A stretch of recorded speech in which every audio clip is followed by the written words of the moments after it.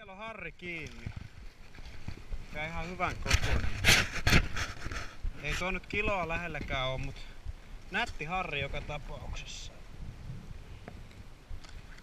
Ei ihan tavanomainen tuo Suomen puolella ainakaan tämän kokoinen olisi. Aika pahasti on ottanut ton loton, et voi olla, että tää menee tonne otettavien puolelle.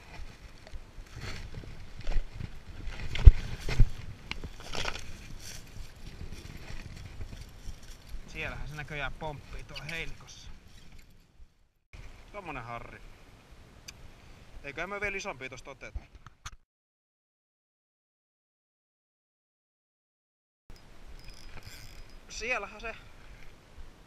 Siellähän se hauki vetää tonne heinikkoon. Vähän ongelmissa tämmösen pikkupulikan kanssa. Kunhan ei vaan siimoja katkoisi, niin kaikki on hyvin. Tiesi heti, että on hauki, kun niin monta kertaa otti. Kerran pääsi irti ja otti uudestaan. Siinä on näköjään vähän salaattia tuossa suupielessä. Sieltähän se tulee, nätti hauki. Onneksi tän pystyy laskemaan takaisin.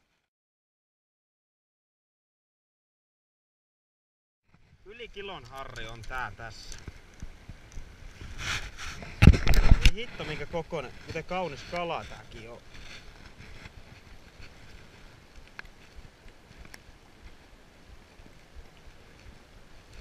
Tästä tää on niin nätti kala, että mitä eikä saatakaan lasketa takaisin.